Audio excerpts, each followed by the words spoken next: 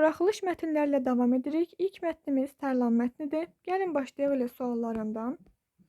Fikirlərdən hansının səbəbi mətndə öz əksini tapmayıb? Tərlanın xəstələnməsinin səbəbi var idi, çünki bataqlıq suyunu içmişdi. Biri götürə bilmərəm, bir olan variantları atıram getsin. Atın sürətlə qaçmasının səbəbi ona qarşı edilən bir hörmətsizlik, tərbiyəsizlik idi. Ona görə xoşuna gəlməmişdi, heysiyyətinə sığdırmamışdı. Buna görə bək qaçmağa başlamışdı. İkini də atırıq. Dayısının nəyə görə atı sulamağı oğlana tapşırması? Oğluna tapşırdığı hissə var, amma səbəbi qeyd olunmayıb. Ona görə 3-ü götürürəm. Oğlanın atı qamışlığa sürməsinin səbəbi, oğlan qorxurdu ki, atın ürəyi partlayır. Buna görə də atı saxlamaq istəyirdi. Tək yol kimi qamışlığa sürməyə görmüşdü. Ona görə bu doğrudur, səbəbi var. Tərlanın dəymə düşər olması, sahibi qayıdır deyir ki, oğlana, bəs at dəymə düşərdi, xəbərin olsun. Amma ki, niyə dəymə düşərdi, bunu qeyd etmirlər. Ona görə cavab olacaq 3 və 5, yəni ki, B variantı. 42. Mətnə əsasən uyğunluğu müəyyən edin. Doğrudur, yanlışdır. Bilirsiniz ki, doğrudan doğru, yanlışdan yanlış seçilir. Tərlanın laqeydliyi, yalnız öz sahibinin nəvazişlərinə qarşılıq verməsi, oğlanın düşünmədən hərəkət etməsinə səbəb olur. Bəli, bu doğrudur. Mətndə də öz əksini tapıb. Ona görə 1-i götürürəm. Dayısı atın başına gələnlərdə oğlan səbəbkar bilmir. Bu səhvdir, yanlışdır. Doğrunun altından yanlış götürülmədiyi üçün bunu xəttləyirəm. At sadəcə sahibinin kobud davranışlarına alışmışdı. Oğlanın kobudluğunun heysiyyətinə toxunur.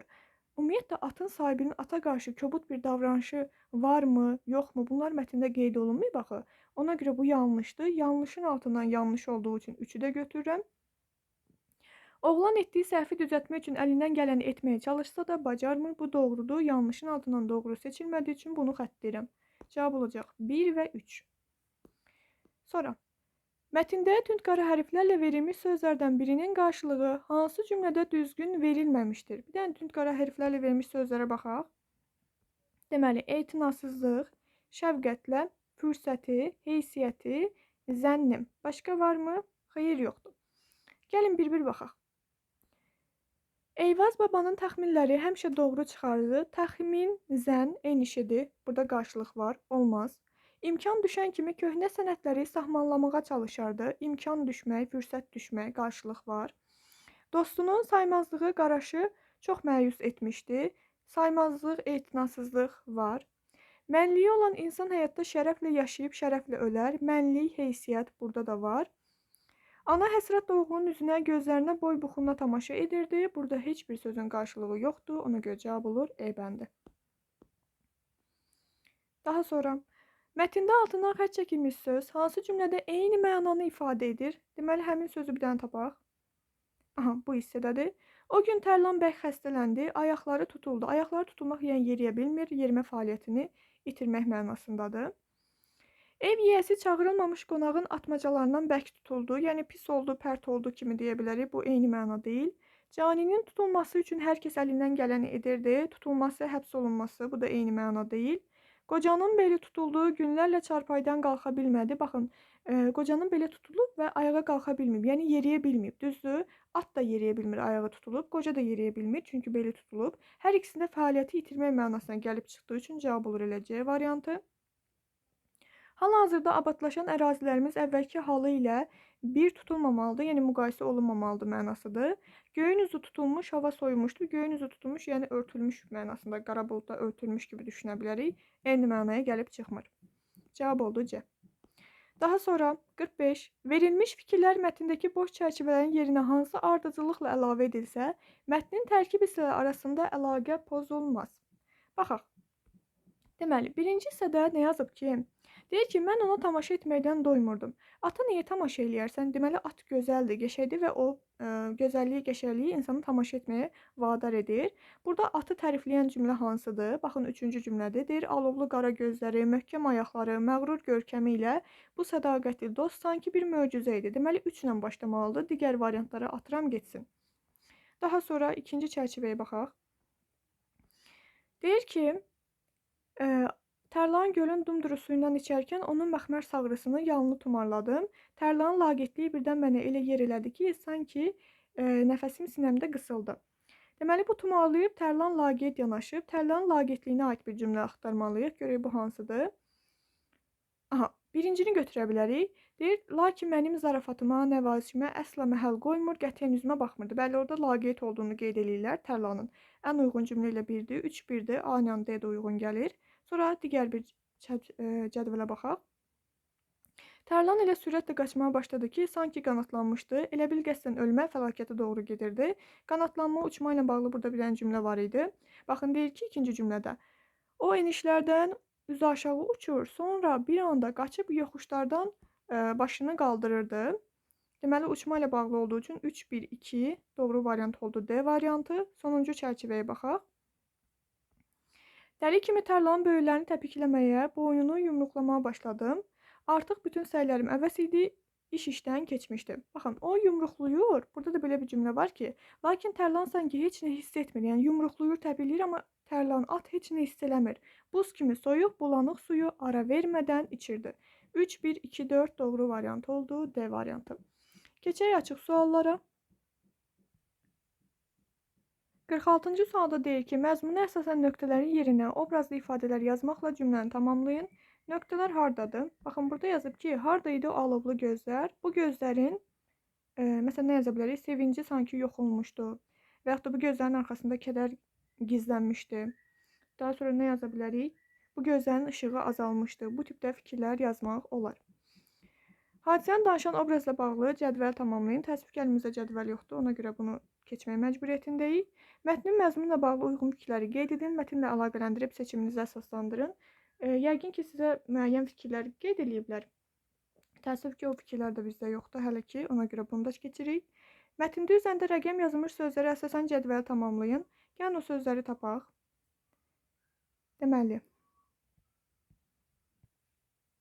Deməli, mən sözlərimizi tapdım. Məxməl bir də buxovlandı sözüdür. Burada sözün funksiyasını istəyib bizdən. Yəni, həqiqi mənadır, yoxsa məcazi məna, informativ, yoxsa poetik. Bunu istəyir. Baxın, məxmər sarğısı, sarğın məxmər olma, bu da məxmərə bənzədib. Ona görə də bu nə olacaq? Məcazi məna, yəni poetik funksiya. Siz məxmər sözünü həqiqi mənada istifadə etməlisiniz. Məsələn, nə yaza bilərik məxmərə? Məxmər, o özünə məxmər parçadan paltar tikdi. Bunu yaza bilərsiniz.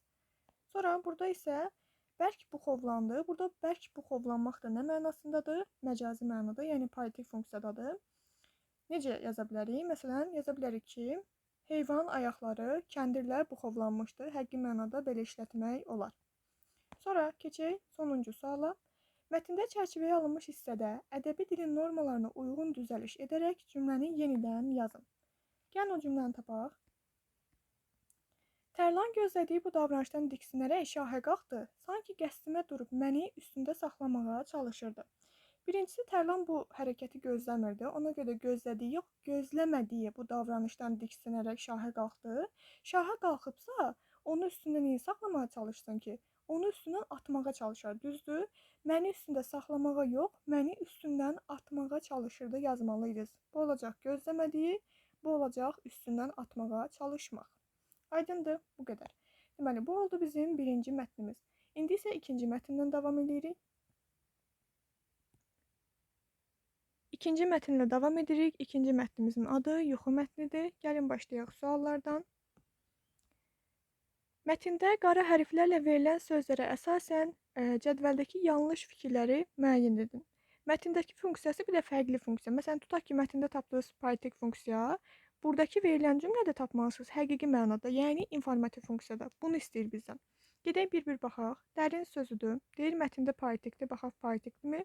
Dərin yuxuda keçib. Bəli, dərin burada poetik funksiyadadır. Doğrudur. Qocanın üzündən dərin əzab keçirdiyi hiss olunurdu. Dərin əzab da poetik funksiyadır. Yəni, mətndə də məcazidir. Verilən cümlədə də məcazidir. Bu cümlədə həqiqi olmalıydı. Ona görə bir səhvdir. Biri götürürəm. 2-yə baxaq. Deyir ki, burada bizə hər bir insan orqanizmi fərdidir. Funksiya kimi informativ verib, doğru verib. Fərdi üslub dil vasitələrindən xüsusi istifadə zamanı meydana çıxır. Bəli, burada da məcazi mənadır. Burada heç bir uyğunsuz yoxdur. Bunu götürmürəm. Gərgin sözünə baxaq. Deməli, yazıb ki, bizə gərgin iş. Gərgin iş termin deyil, məcazi mənadır. Yəni, poetik funksiyadır. Burada funksiyası səhv verildiyi üçün avtomatik 3-ü də götürürəm. 4-ə baxaq. kiçik sözü. Kiçik eksperiment, bu politik funksiyadır, məcazidir. Kiçik bir işarə, bu da politik funksiyadır, məcazidir. Burada kiçik sözü həqiqi mənada olmalıdır. Bu da səhv olduğu üçün bunu da götürürəm. Asılı sözünə baxaq. Mövsümdən asılıdır. Bu məcazi mənadır, yəni politik funksiyadır, doğru verilib. Divardan asılı portret, divardan portret asılı ola bilər. Bu həqiqi mənadır, bunu götürə bilmərəm. Yəni mətndə məcazi oldu, cümlədə həqiqi oldu. Heç bir uyğunsuzluq yoxdur. Səhvlər oldu 1, 3, 4. Görə hansı variantdır? A variantı. Digər sualla davam eləyək. Çərçivədə verilən sözün kontekstə uyğun qarşılığı işlənən nümunələri müəyyən edin. Burada çərçivədə verilən sözümüz optimal sözüdür. İnsanın optimal yuxu müddəti. Optimal əlverişli bir də münasib mənasını ifadə edir. Gəlin görək burada elə bir məna varmı? Astara çay əkini üçün əlverişli ərazilərdən biridir. Baxın, əlverişli var, biri götürə bilərəm. Bu iş üçün ən münasib üsuldan istifadə ediləcək. Bayaq dedik ki, optimal ilə əlverişli münasib deməkdir. Burada da münasib söz olduğu üçün ikini də götürürəm. Digər cümlələrə baxanda biz görürük ki, optimalın qarşılığı yoxdur. Üstəlik də variantlarda yalnız 1-2 olduğu üçün cavab olur E bəndi. Keçək digər suala. Mətnə əsasən hansı suallara cavab tapmaq mümkündür? Yuxu rejiminə əməl edən insan neçə il ömür sürə bilər? Bu haqda heç bir məlumat yoxdur. Biri çıxıram. Bir olan variantlarda atıram, geçsin. Yəni neçə il ömür sürər? Bu haqda konkret bir tarix, il və s. yoxdur. Nə üçün hər bir insanın yuxu rejimi fərqlidir? Orada bunun cavabı var idi. Gəlin göstərək onu. Baxın, burada yazıb ki, bu hissədə. Yuxu üçün 7 saat orta norma kimi götürülsə də, hər bir insanın orqanizmi fərdidir. Elə insanlar var ki, uzun müddət gərgin işdən sonra yarım saat yatmaqla yenidən fəal iş rejiminə qayıdırlar. Bunun cavabı olduğu üçün 2-ni götürürəm. 2 olmayan variantları da atıram. Cavabım ya 2-5-dir, ya da 2-3. Fəsillər yuxunun müddətinə necə təsir edir? Bunun da cavabı vardır. Elə cavabımız oldu E variantı. Onu da göstərək. Baxın, bu hissədə yazıb ki, baxın, yazıb ki, mövsümdən asılıdır. Yazda və yayda gecələr kimi insan yuxusu da nə olur? Qısalır. Ona görə doğru variant oldu E variantı. Keçək 54-cü suala. Mətnin tezisləri hesab edilə bilər. Biz bilirik ki, tezis nədir? Mətnə əsasən irəli sürülən fikirdir və bu biz fikirləri nə edirik? Mətnə əsasən tapdığımız faktlarla təsdiq edirik. Yəni tezis həmişə sübuta ehtiyac duyur. Yuxu bir sıra daxili və xarici faktorlardan asılıdır. Biz bunu mətnə əsasən sübut eləyə bilərik. Ona görə biri götürə bilərəm. Yuxu ilə bağlı tədqiqatlara çoxlu sayda insan cəlb olunmuşdur. Bəli, bir neçə şəxsin tədqiqatları falan qeyd olunmuşdur. Bunu götürə bilərəm. Yuxu üçün dahilərə 4 saat lazımdır. Baxın, bu faktdır, tezis deyil. Bunu kim demişdi bizə? Fransız imperatoru demişdi. Baxın, deyir ki, Fransız imperatoru dahilərə 4, adi adamlara 6, ağılsızlara 8 saat gərəkdir qeyd edib. Yəni, bu konkret faktdır. Mən bunu tezis kimi qələmə verə bilmərəm. Ona görə 3 nədir? Səhvdir. 3-ləri atıram. 1-2 olmayanları da atıram. Qaldım B ilə C arasında. Yuxu haqqında çoxlu fikirlər var. Bəli, bəzi şəxslərin xeyli sayda fikirləri var idi. Hərəsi kimin nə qədər yatması lazımdır və s. bu haqda öz fikirlərini qeyd ediblər. Hind eposları eramızdan əvvəlki dövrə aiddir. Bu faktı tezis deyil. Mətnin giriş hissəsinə baxın. Deyir, eramızdan əvvəlki dövrə aid Hind eposlarında, yəni bu konkret nədir? Faktdır. Fikir deyil, tezis deyil. Ona görə 5-i götürə bilmirik. Cavab oldu 1, 2, 4. C variantı. Mətnə əsasən doğru fikirləri müəyyən edin. Tədqiqatlara əsaslansaq, Albert Einstein əqli fəaliyyətin yüksək, ömrün uzun olduğu qənaətinə gəlmək olar. Bu səhv fikirdir. Orada Albertlə bağlı bir fikir var. Orada da qayıdır deyir ki, mən ömrümün 1/3 hissəsini yuxuda keçirtmişəm. Bu heç də onun ən pis hissəsi olmayıb. Yəni sadəcə bu fikir var. Bunu əsasən uzun ömürlü olduğunu qeyd edə bilmərik. Bir səhvdir. Bir olan variantlara ataq getsin. Fransa İmperatoru Napoleonun yuxu haqqında fikirləri ilə London Universiteti Kollecinin mütəxəssislərin fikirləri üst-üstə düşür. Üst-üstə düşməsi, düşməməsi haqqında heç bir məlumat olmadığı üçün bu da səhvdir. 2 olan variantları da atıram. Alman alimlərin fikirləri qədim romanların yuxu haqqında fikirlərlə eyni deyil. Bəli, Alman alimi kimi məsələn Alberti qeyd edə bilərik. O deyirdi ki, ömrümün 1/3 hissəsini yataraq keçirtmişəm. Romanlar da deyirdi ki, yeniyetmələr 6 saat, tənbəllər isə 7 saat yatsın, amma heç kəs 8 saat yuxu yatmasın. Yəni Ona görə bu doğrudur, götürə bilərəm. İnsan fərdi yuxu rejimini özü müəyyənləşdirə bilər. Bəli, bu da doğrudur, bunu da götürə bilərəm. Optimal yuxu müddətinin müəyyən olunmasında son 30 ildə aparılan araşdırmalarla yanaşı, tarixi şəxsiyyətlərin həyat və təcrübələri də rol oynamışdır. Mətndə bu haqda heç bir məlumat görmədiyimiz üçün bu səhvdir. Cavab olacaq 3 və 4. D variantı. Keçək açıq suallara. 56-cı sualda deyir ki, mətnə əsasən Napoleonun yuxu haqqında fikirlərinə zidd olan iki fikir yazın. Napoleonun fikri baxın nə idi? Bir dənə onu tapaq. Deyirdi ki, dahilər 4, adi adamlar 6, ağılsızlar isə 8 saat yatmalıdır. Zidd fikir kimi yaza bilərəm ki, məsələn, dahi kimi Alberti verib. Albert deyir ki, mən ömrümün 1/3 hissəsini yuxuda keçirtmişəm. Bunu zidd fikir kimi yaza bilərik. Bir də, məsələn, Leonardo da Vinci deyib ki, ömrümün yarısını dərin yuxuda keçib. Məsələn, Fransa imperatoru qayıdır, deyir, dahilər 4 saat yatsın. Biri ömrünün 1/3 hissəsini yuxuda keçirib, birisi ömrünün yarısını yuxuda keçirdib. Bunu zidd fikir kimi yazmaq olar. Elə bu ikisini yazsaz kifayətdir. Mətnə əsasən cədvəli tamamlayın. Təəssüf ki, əlimizdə cədvəl yoxdur. Ona görə bu sualı keçmək məcburiyyətindəyik. Mətnə əsasən yenə də cədvəl tamamlayın yazıb bizə. Təəssüf ki, bu sualı da keçirik.